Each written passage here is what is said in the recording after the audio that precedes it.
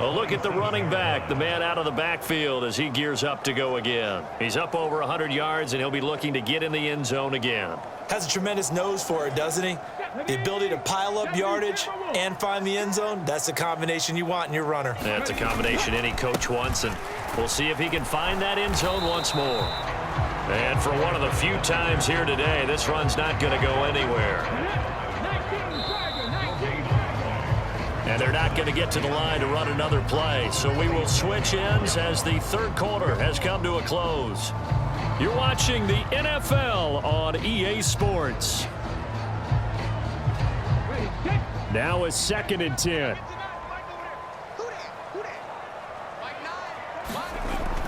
They'll set up to throw.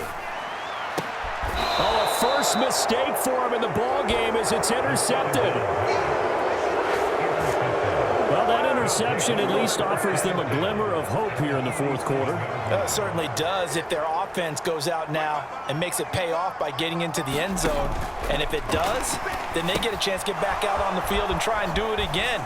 Maybe they can force that offense into more and more mistakes and give them a chance to get back into this one totally. Yeah, still a 3-score hill to climb. We'll see if they can do it. And that's good for a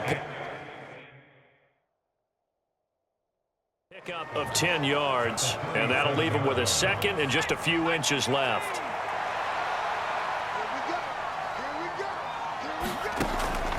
Back to throw. Ferguson. Got his man complete over the middle. It's White. 6 yards the pickup, and that's a first down.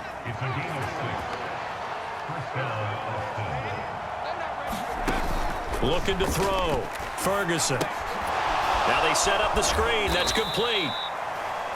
Gave a glimpse of his power, but not a whole lot of space. Down at the 30. Ball on the 30 now. Here's 2nd and 9. They'll stick with the passing game as he looks to throw. It's grabbed over the middle by White. So the completion results there in 9 yards. And that's going to make it 3rd down and less than a yard. Back to throw. Ferguson. And they're going to get him. He's sagged back around the 28. And now that brings up 4th down there. A loss of 6 yards on the sack.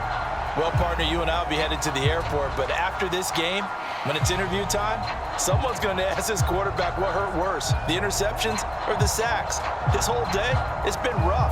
Barring a miraculous comeback, this offense is going to win this game, but he's probably going to say what hurt most is the loss.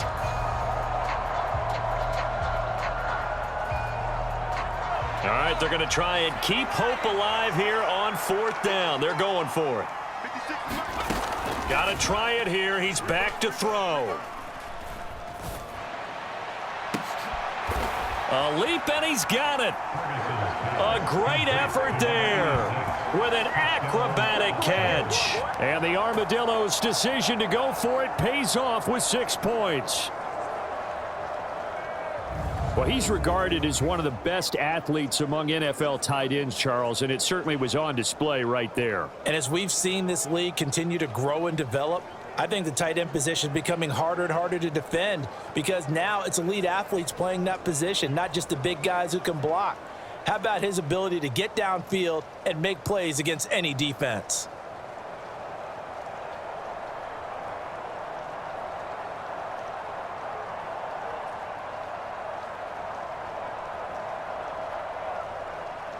Now the offense will stay out there. They're going to line up and try for 2. They'll try and throw for it. And this one incomplete. So they went for the 2. They don't get it. I don't know about you, but I can't wait for a few years of 2-point tries and see what the data tells us. Because a lot of teams want to throw the ball in this situation. This time, unsuccessfully. I just wonder if maybe running the ball might be the way to go. With it moved up from the 3 to the 2, you would think maybe a few more attempts at running. I think stats over time may bear out that running the ball will at least be the equal of throwing it in that situation. And the hands team does its job. They're able to secure it. Well, fourth quarter, they felt like they needed the football back. Unfortunately, they couldn't get it. And I I know we've brought analytics into the game, and someone has said here that the data says that when a team's expecting an onside kick, 80% of the time, the team expecting it, they do actually recover the ball, which is what we saw here. I just wonder if that number is much more of a anecdotal type of a number. Kind of like when the coaches tell us, well, when you score on special teams, 93% of the time you win the game. I'm still waiting to see that number is empirical.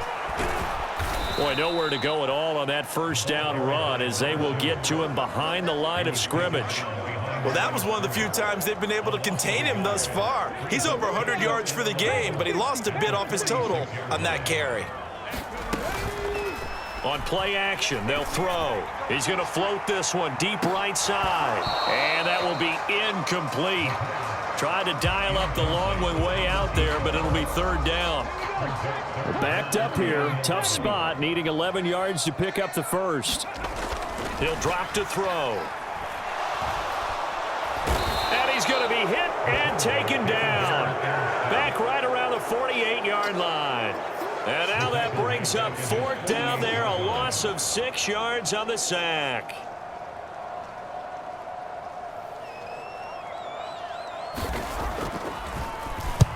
So they're forced to punt on fourth as this one's away. And a nice special teams job here. This is going to be down inside the 10 at the 7-yard line.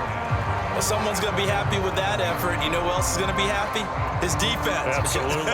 He's created a very long field for that offense to try to traverse. And he got some help from Mr. Football there, checking up nicely. Good English on that punt. A run on first down, but it's not going to get him much. Maybe a yard, and that's all. Seems pretty obvious defensively a key was stopping the run game. How have they done it so successfully? To me, it seems that these guys really did a nice job of paying attention during the scouting report meeting. And you know, Brandon, when they do those, they talk about the top plays that these guys like to run. The best runs for the top running back, those are the ones you focus on and want to take away. And they've done that pretty successfully in this game. A good pickup. They get 8, but it's third down now. Third down and 1.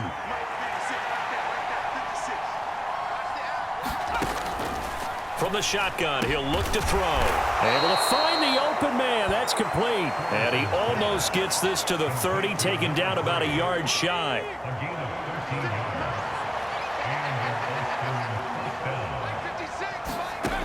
On first down, Ferguson over the middle, complete. That's Torres. And the result here, a pickup of 8. Leaves him with 2 to go on second down.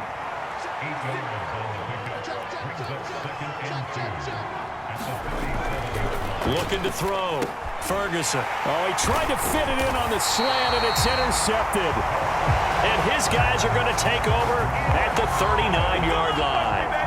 That's now his second interception in as many weeks from his linebacker position. And think about all the different techniques he has to employ in a passing situation. Is he spot dropping because it's zone? Is he picking up man-to-man? Is he having to run with a running back or a tight end? In any event, great eyes, head on a swivel, and excellent hands. Yeah, versatility and showing those hands. They'll try and run some clock here as they keep it on the ground. And they'll be inside the 35 now at the 34-yard line. From the 34-yard line, here's second down and 5. And they'll keep leaning on the running game. Back to the ground. 124 yards rushing for him now as he has been tremendous all day long. And carries like that, that's how they're going to continue to salt this thing away here, Charles, in the fourth quarter. Yeah, how about that? A new set of downs. Clock continues to move. No better way to close out a game than to tap those mastodons you have up front and say, guys, keep pounding them. Let's keep the ball, keep their offense on the sidelines, and let's close this one out. One back in the backfield, he'll get the carry. And he's brought down just outside of the 10 at the 11. Down under 2 minutes to go in this football game. So it's our home team here in possession of the football as we come back. This offense really looking polished these first couple of weeks. Here's first and 10. And this time he's not going anywhere. They'll get him down right at the line of scrimmage. Call it no gain on the play, and it'll be second down. Hands it off out of the gun. And he'll find his way down inside the 10 to the 9-yard line. After getting stuffed on first down, not much better there. 2-yard gain. They're in a pretty good spot right now with a convincing lead. I think this is where they put on the boxing gloves, start to try and pound them into submission. And the offensive line, they've controlled this game. I don't see why that trend would change now. He'll look to throw. And this is caught. For the moment, it's a touchdown, but multiple flags down, so let's sort this out.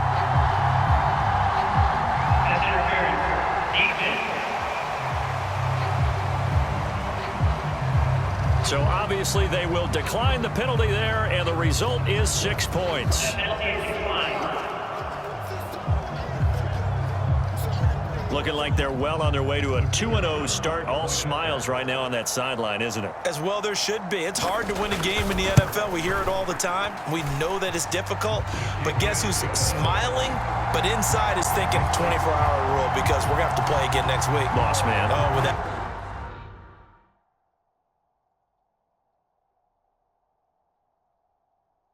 The head coach, he wants them to feel good, but at the same time, find a way to keep improving.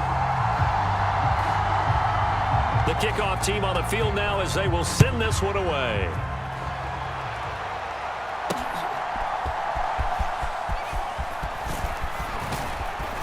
And out a little across the 25 to the 27.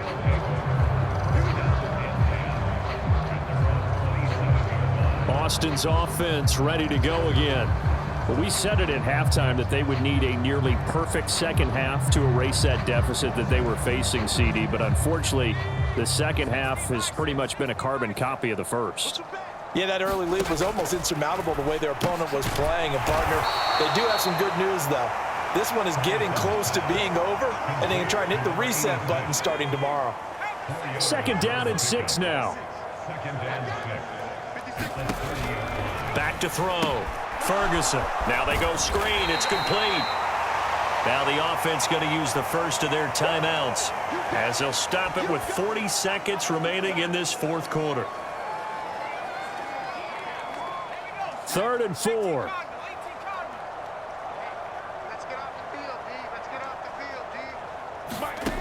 Operating from the gun. Ferguson.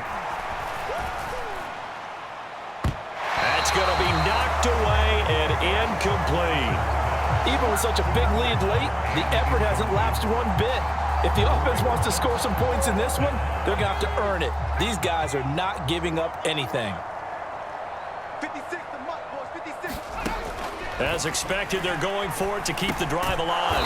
He's got his target. That's complete. Now another timeout called for by the offense. That'll leave them with just one remaining in this 4th quarter of play. So here's a 1st and 10 at the 38. Operating from the gun. Ferguson. Oh, there's that man again. It's complete. And he's going to get a solid gain of 9 before being brought down. 2nd and right at a yard.